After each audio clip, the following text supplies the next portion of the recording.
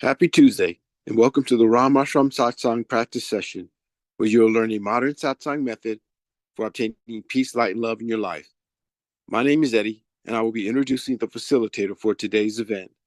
But first, I'd like to give you a brief overview of this Satsang session. If you direct your attention towards your screen, you'll see the first element is Satsang. Satsang is a scientific method whereby we may obtain peace, light, and love in our life. It requires no physical skill, spiritual accomplishment, or meditation experience to begin its practice. Satsang consists of two words, Sat and Sang. Sat means positive energy, and Sang means to be with or to be in the presence of. Therefore, the word Satsang means to be in the presence of positive energy. The next element is meditation. Meditation is an important part of Satsang. When we meditate, we withdraw consciousness from worldly objects and direct it inwards to focus on a single thought. In doing so, our minds become calm and our thoughts become pure, thereby allowing us to obtain higher states of consciousness, such as enlightenment, peace, light, and love. Inner orientation. There are two types of satsang, inner satsang and outer satsang. An example of outer satsang would be chanting or attending pilgrimages. When we practice outer satsang, we have the potential to change our behavior, but only through the practice of inner satsang can we obtain higher states of consciousness, such as enlightenment, peace, light, and love. The satsang that you will learn today is an inner satsang, where we meditate in silence. Group session. These practice sessions are structured for group participation. When we meditate as a group, our focus is improved and our personal progress along our spiritual path is expedited. By regularly attending these practice sessions, the benefits of group participation are amplified. Joy and inner happiness. All beings wish to experience joy. Joy is the eternal longing of the soul. But only through the practice of inner satsang can we obtain a joyous state. Each time we practice satsang, our inner happiness gradually increases, ultimately culminating in a state of joy, which we experience 24 hours a day, 7 days a week. The agenda for today consists of 3 sessions: the informative session, the practice session, and the interactive session. During the informative session, a lecture will be given about a satsang topic, the founder, or some relevant spiritual topic. During the practice session, you'll receive instructions on how to meditate, followed by a period of practice. During the interactive session, you have the opportunity to ask questions, or there'll be a panel discussion. And now, I'd like to introduce the facilitator for today's event. He has over 40 years of satsang experience. He is the grandson of Guru Maharaj, the founder of Ram Ashram Satsang. He was born into a satsang family where he experienced his family members obtain states of enlightenment and lead lives of peace, light, and love. At an early age, he began traveling with the mission throughout India, facilitating satsangs. And during that time, he witnessed the positive effects that satsang could have on mankind. And upon arriving to the United States, both he and his wife continued to facilitate satsangs for local satsangees. He has led teams of satsang members in translating important satsang literature into English and has worked tirelessly to make satsang more accessible to Western and English-speaking audiences. He currently travels throughout the United States, India, and England, facilitating satsangs while maintaining his duties as a husband, a father, and an IT executive. Today, he will teach us a rare and ancient form of satsang as taught by Guru Maharaj. Please join me in welcoming Mr. Sanjeev Kumarji. And happy Tuesday, everyone. Glad that we are here in Satsang. And as Eddie was highlighting, it's about going inwards. But before I talk about some of what we can find within, Parul, my eldest daughter, found something that she wanted to talk about in her readings. So let's hear that out, and then we'll we'll talk a little more about it. Yeah, thank you, Dad. So I was actually looking back on the book, The Prophet, which Steve had mentioned on one of our calls, and I came across page 54, which is actually a poem on self knowledge, which I thought relates back to Satsang so well because it's really about that self realization that we're all here for and knowing the truth of ourselves. And so I'm actually going to read the poem from the second paragraph, which is: the hidden wellspring of your soul must needs rise and run, murmuring to the sea, and the treasure of your infinite depths would be revealed to your eyes. But let there be no scales to weigh your unknown treasure, and seek not the depths of your knowledge with staff or sounding line. For self is a sea, boundless and measureless. Say not, I have found the truth, but rather I have found a truth. Say not, I have found the path of the soul. Say rather, I have met the soul walking upon my path. For the soul walks upon all paths. The soul walks not upon a line, neither does it grow like a reed. The soul unfolds itself like a lotus of countless petals. And Dad, I wanted to pass it over to you because I know you talk about, the depth of our spirituality being like the ocean, bring it to that ocean like, presence that we can be a drop in the ocean or we can become the ocean. And what happens as you sink, lower and lower into the ocean. So, Dad, I'll pass it over to you to expand on this, but I thought it relates back to satsang so well.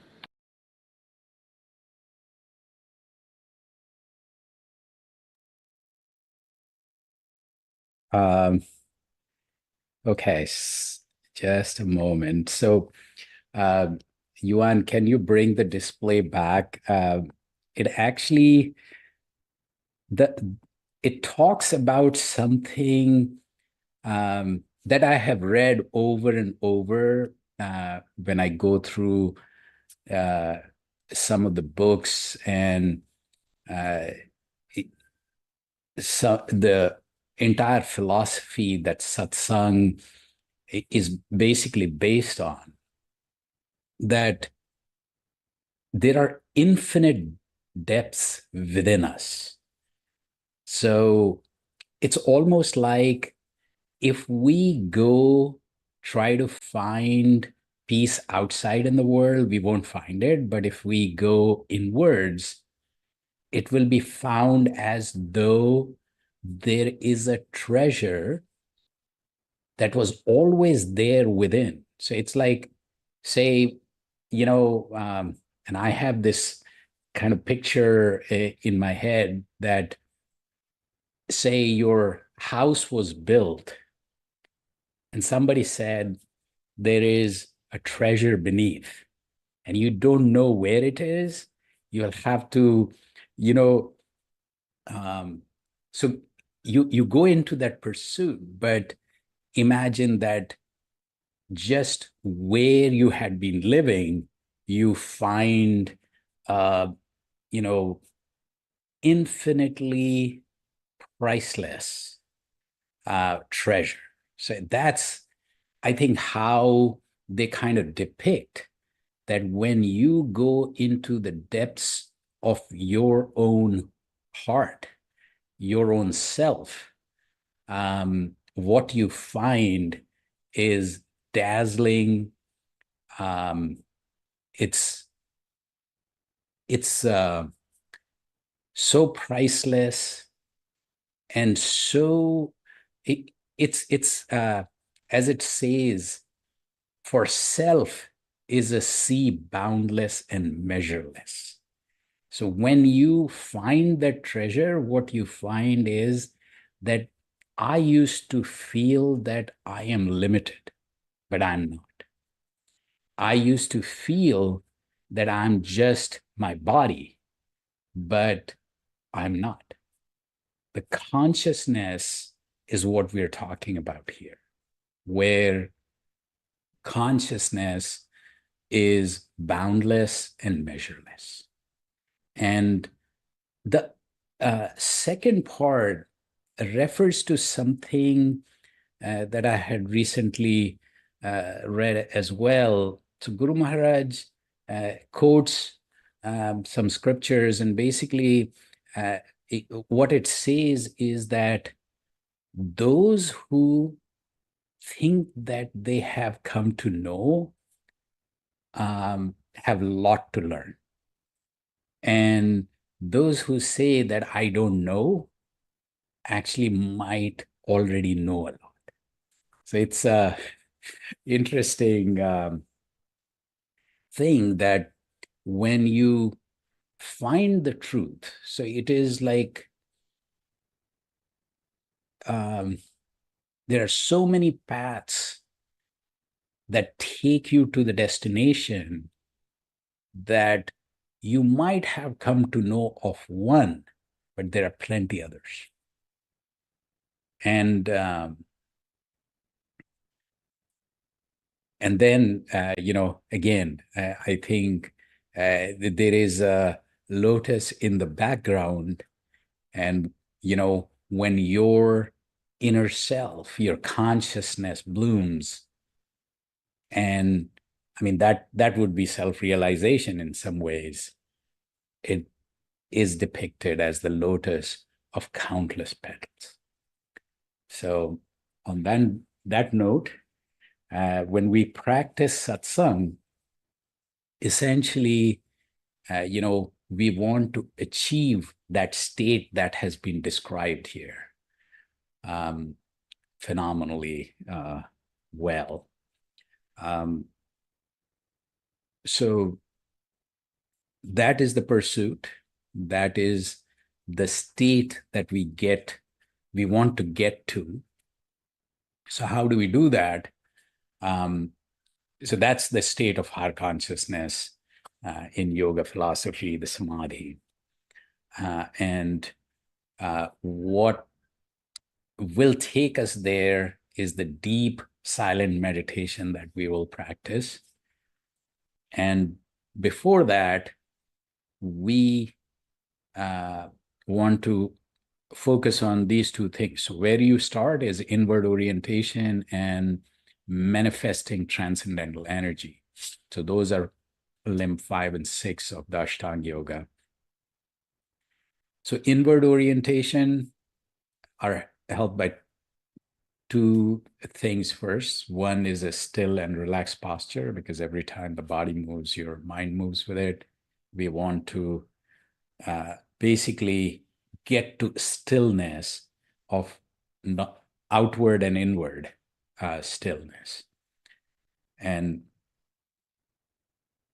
to achieve that, we also keep our eyes lightly closed, because the inward, sensory input also is distracting our mind. So to focus inwards, eyes lightly closed, still and relaxed posture, and now focus. So mind is going over the barrage of thoughts and just keep jumping from one to another. And there's so much going on. We want to get it from those multitude of thoughts onto one thing and one thing alone.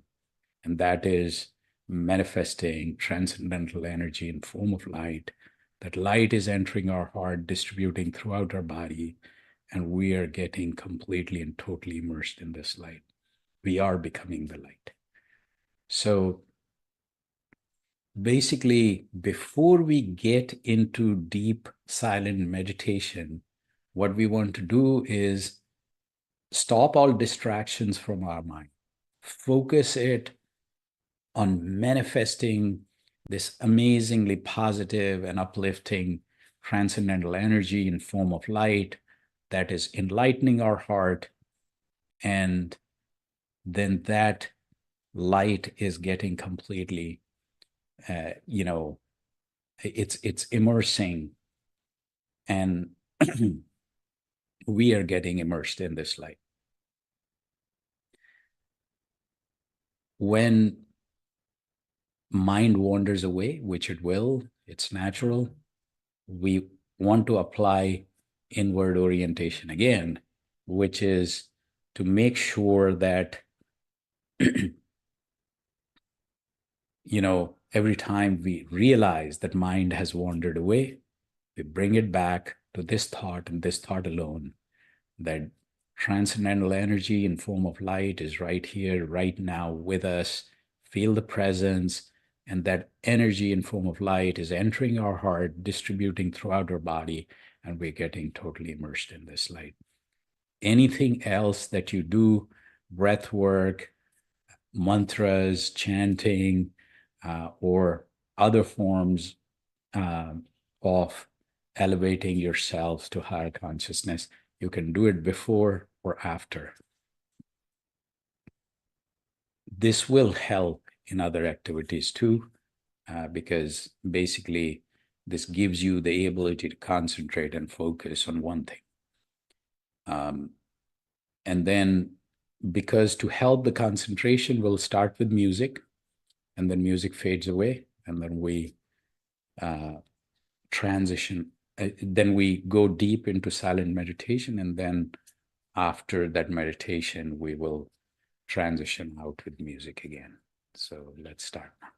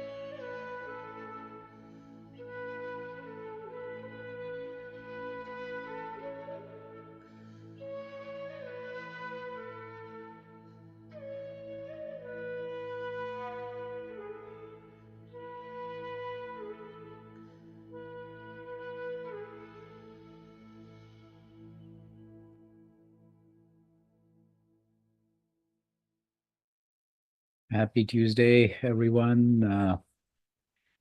And, before we open up so that we can share our thoughts, experiences, and comments,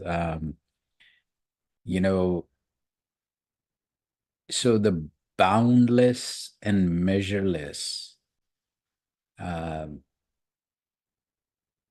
joy can be found within peace, love, which is unconditional and selfless,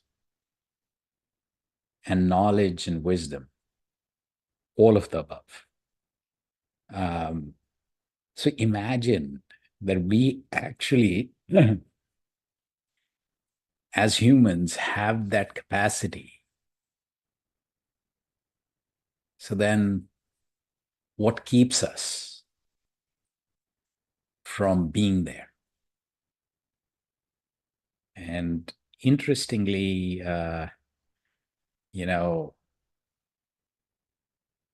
what is talked about is that our mind is,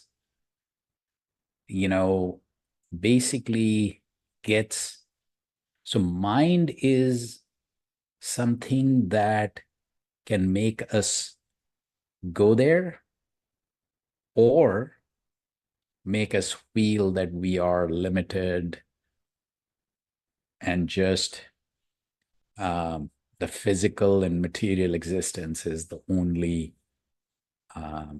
way to perceive ourselves. So it's very interesting that it's like the way, Maharishi Patanjali described that there is a energy flow downwards, which is fast and furious. And then there is a energy flow upwards, which is slow and feeble. So the upwards is the positive energy, downwards is the negative energy, but they're both manifesting within our minds. And most of the time, the negative energy comes more naturally to us. Like slipping and sliding is far easier than climbing upwards. So I think that that's the key difference. On that note, I'll pause and hello, Steve, Liz, Warren. Good to see you, Warren. Taru, Jeff, and everyone else, Lalita.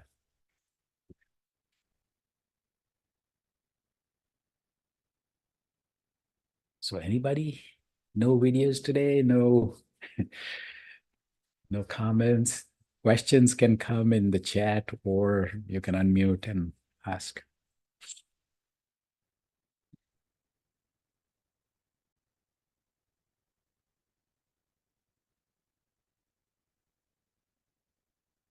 Wow.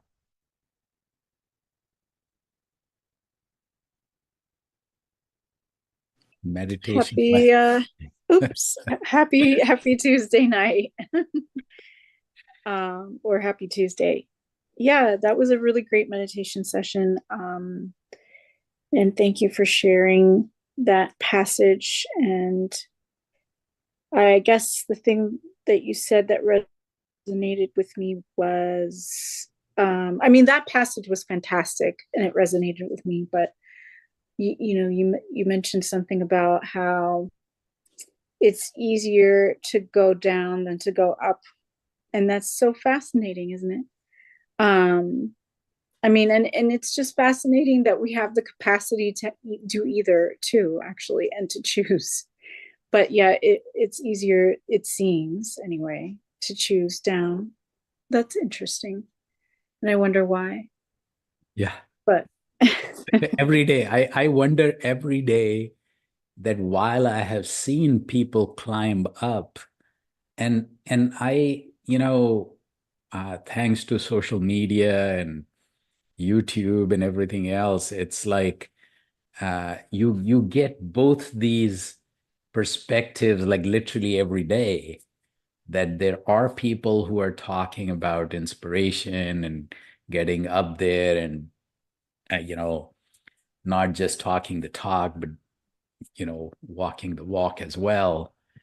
And then, 1,000 times more is the pace at which the entire generation is going towards things that they themselves know where it ends, but it's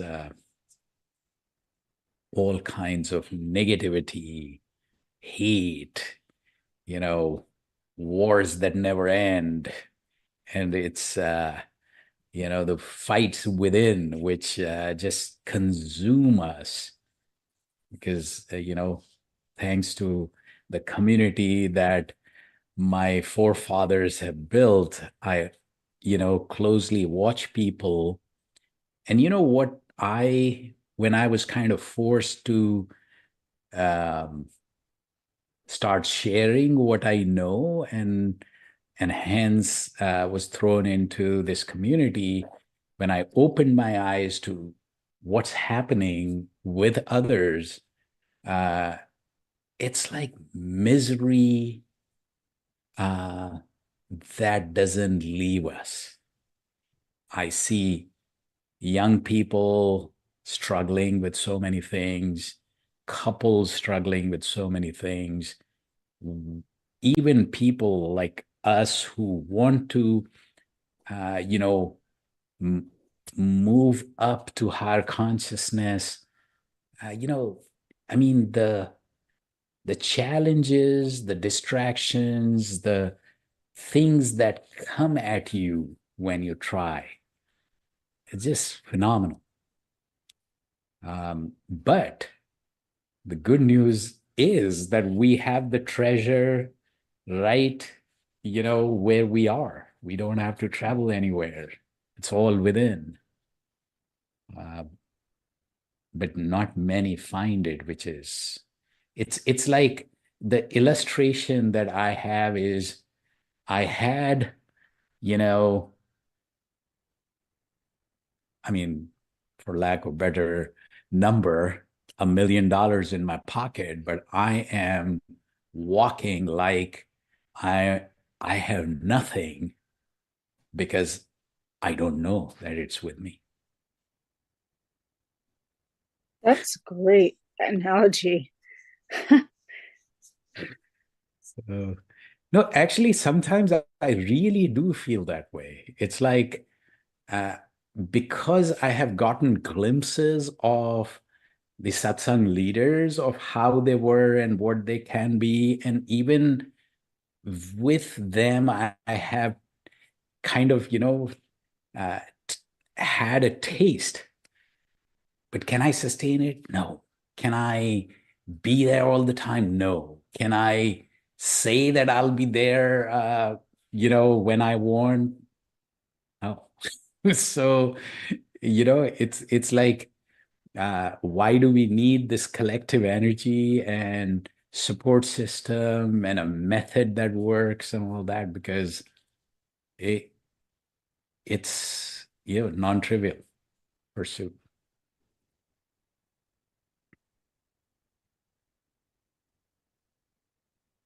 Slipping and sliding, Liz, you're right. I mean, it just, see, it's like when you interact with people, what is that you will get more? Positive energy or negative? Right? Let's just ask that simple question. I mean, it's really an interesting and philosophical question. Like, is it something inherent on this material plane that makes it all the more challenging to try and emit positive energy, or and also imbibe it? Like, what is it? Why is it so challenging? It shouldn't be necessarily, but it seems to be sometimes.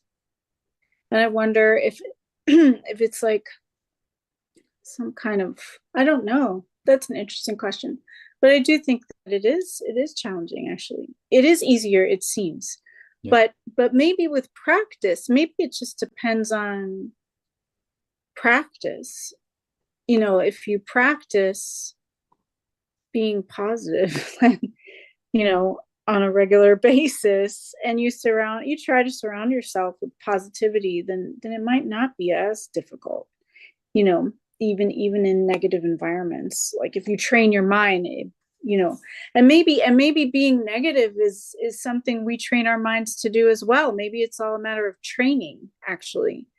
And we're just taught, for some reason, negativity seems to be a commodity. I don't know, something valued sometimes, if you will.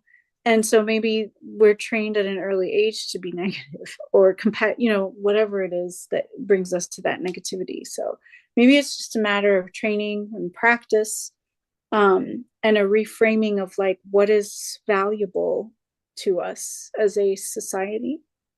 I don't know.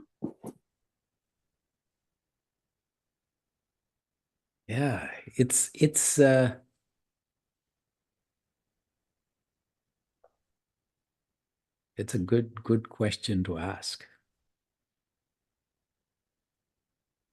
And maybe something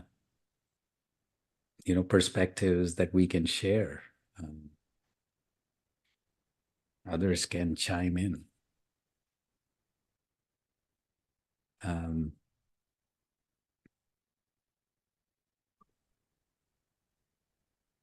Randall? Oh, raise your hand. Hi, Jeff. So Sanjeev, last week I sit in with Jeffrey when he listens, and last week and again today, you made me go back and look at when we read the Torah during Hebrew school. And one of the things that we're told to do is to perform mitzvot, which are mitzvahs, which are good deeds. And the reason we do that is it's called tikkun olam, which means to repair the world.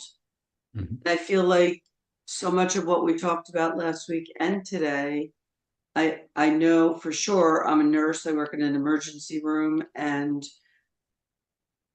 when I first started there and I was taking care of so many people that were dying, I went to the rabbi and I said, I don't know if this is the right job for me. Mm-hmm. To me, if not you, then who? And we are taught, again, through Torah readings, that we should visit the sick on a frequent basis, make home calls to people who are housebound. And I feel like so much of our positivity comes from doing those little small things, make someone else's life better, and then that brings inner peace and light to you in return. Couldn't agree more. I absolutely feel that the more we serve others, the more we are serving ourselves. That's actually my grandfather's words, not mine, but to help yourself, you have to help others. If we inculcate that into our lives, I think world will be a better place.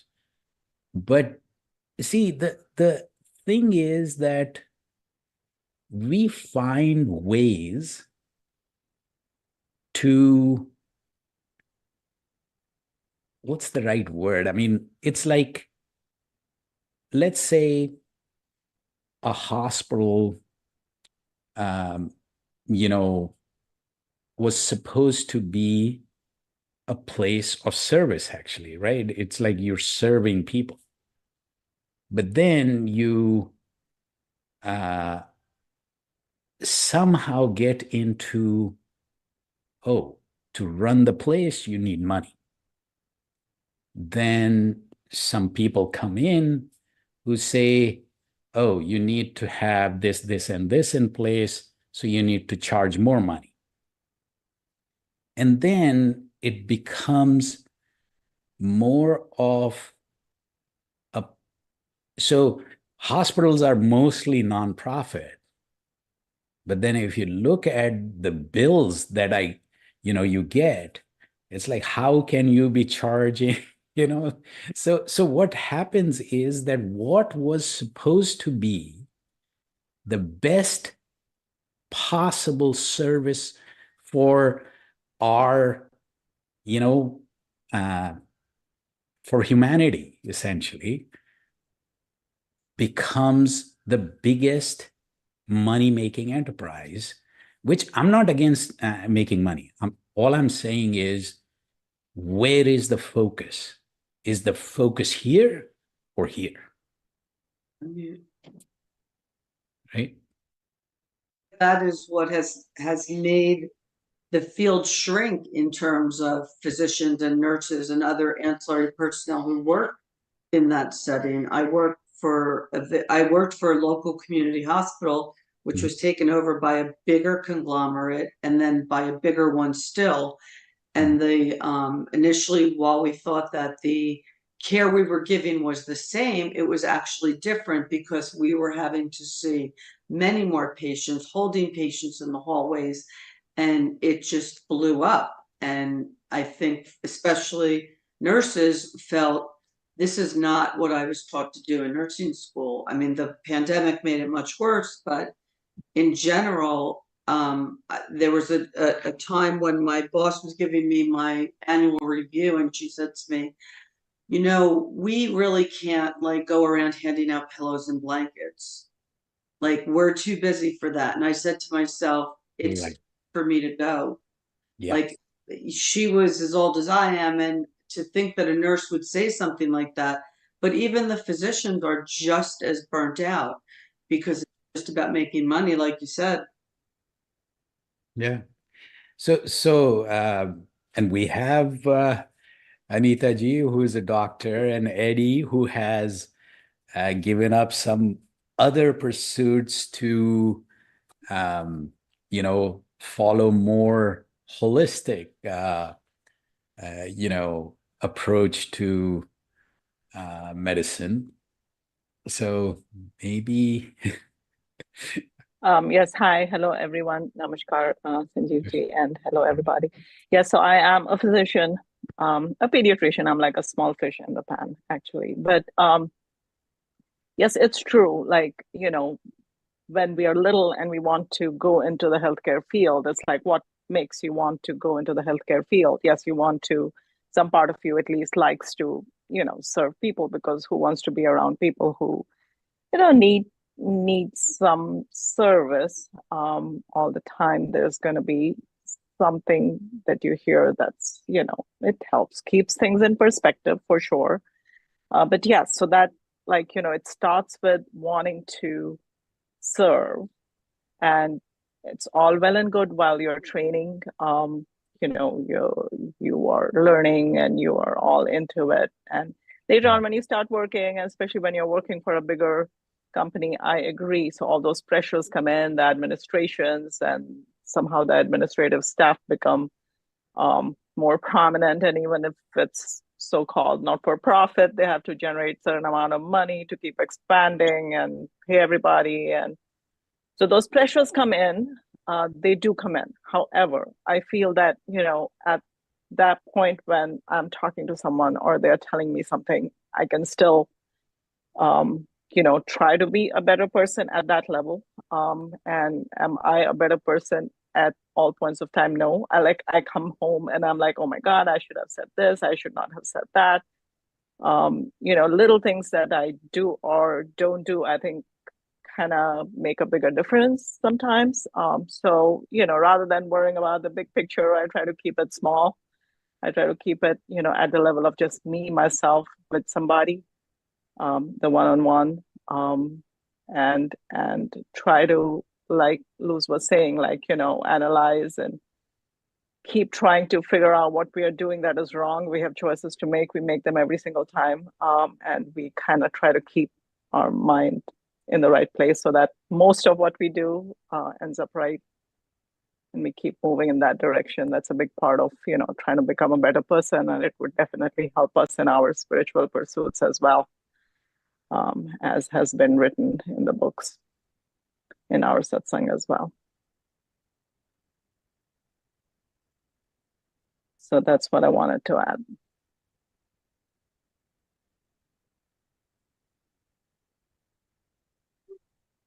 Yeah, Steve. Yeah, well, thank you for the share from the pros to get things started tonight.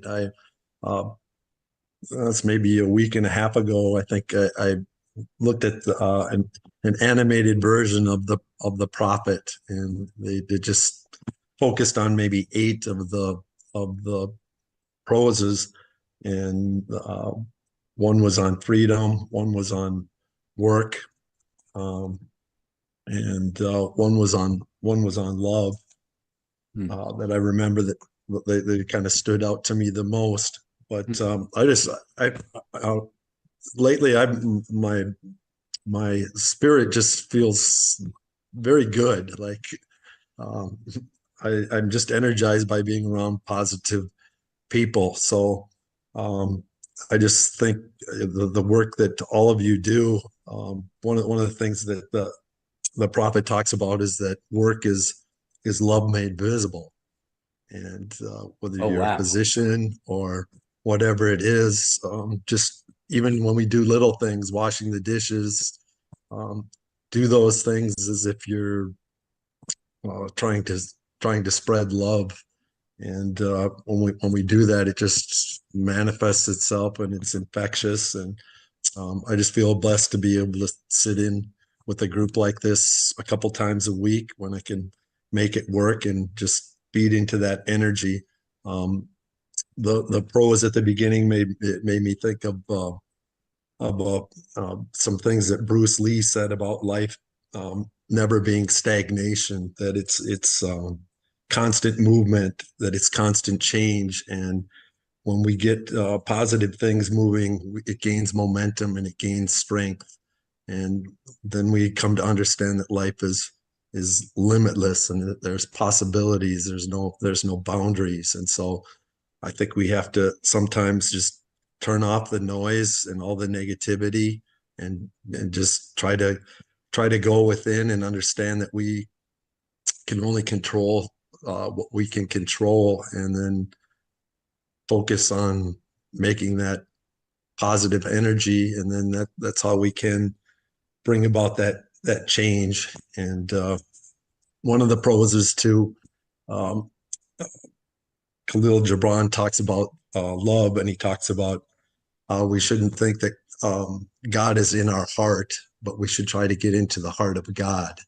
And so I just think when we go within, or we try to go deep within ourselves, we can embrace those ideas, and we can get that momentum going. So just want to encourage everybody to just stay optimistic and stay hopeful. Yeah. The change starts from, within, right? So you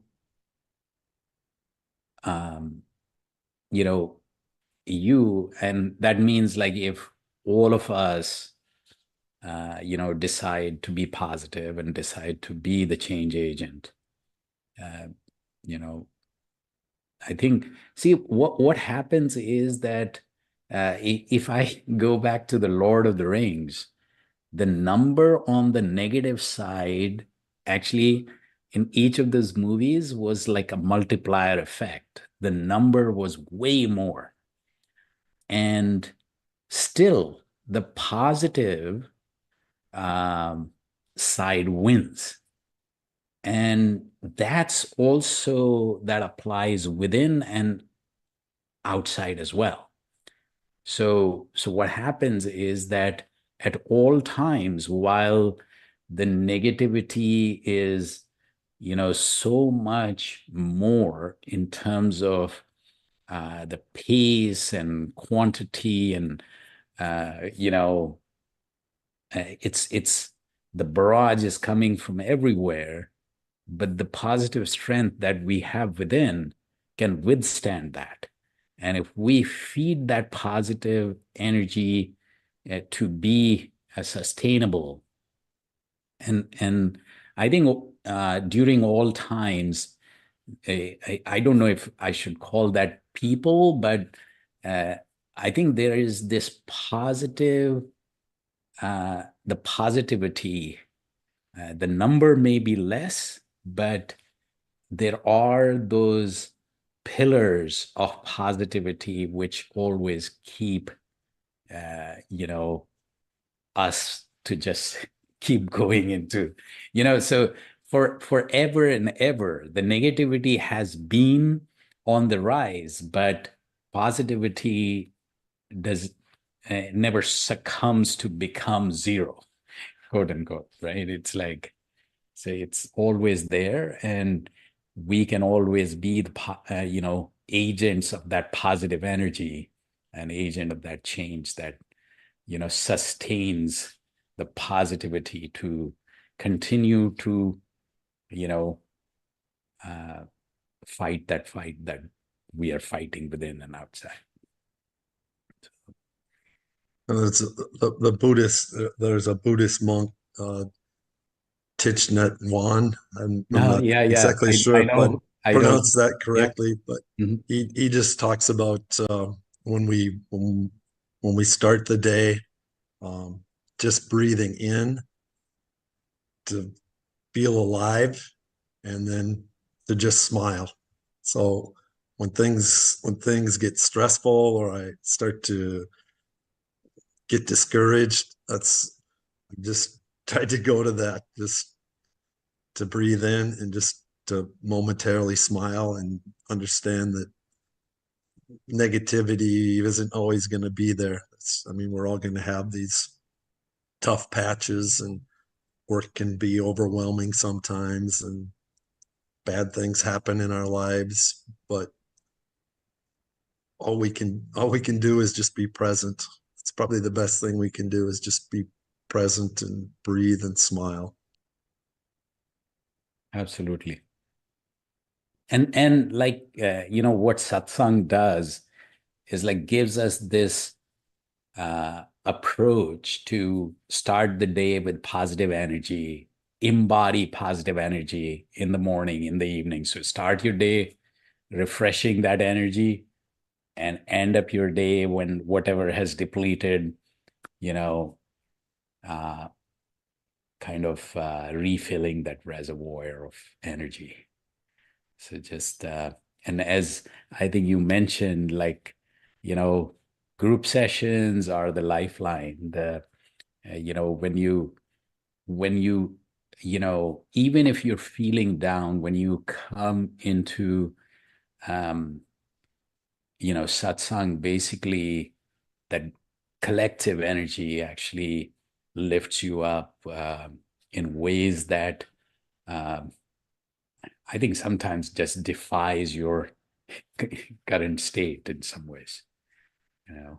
So, yeah, I always find that I can give so many examples. Like, you come in and you're feeling certain way. By the time satsang is done, you are in a different state altogether. Happens all the time. So great. So Jennifer, stick around. I know, and glad that you were able to join, but yeah, a little late. So let's, I'll just walk through the process just a little bit briefly with you. And Warren, hope you're doing well. Great to see you here, as always.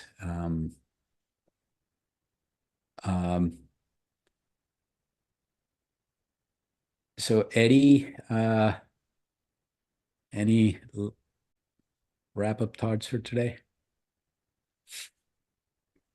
I just add that we come into this world and we suffer and we experience joy, and it's our task at hand to rise above that and achieve that and reach that ocean of peace where we experience joy 24 hours a day, 7 days a week. But how do we go about doing that? And what I heard tonight is that we have to engage in life. And when we do engage in life, we find these ways that we can achieve these small victories or these small periods of happiness and joy that accumulate and make us feel better and make us better people and accumulate more transcendental energy. So even given our constraints that we may have at work or in our lives, there are small things that we can do to make ourselves feel better, make people feel better around us and serve others. And so that's kind of sort of what I've heard tonight. And that's basically proven what the ancients have said, the elders, our wise elders have said, and that is that you have to engage in life and you have to learn from it. And when you do, sometimes you slip and fall, but that's part of the process. And so we keep doing it, and we keep doing it, and then ultimately, we get to the top of the mountain. So live life. You're going to experience the ups and downs, but you'll find that you'll find the path and the strength, and with determination, you'll get to your end goal. So that's what I wanted to add today. Awesome. Thanks, Eddie, as always. And thanks, everyone, for being here. Have a great week ahead. Love, light, and peace be with you. So, thank you. Bye, everyone. Thank you. Thank you. Good night, everyone. Namaskar. Good night. Thank you. Good night, Good night. everybody. Namaskar. Thank you. Good night, everyone. Good night.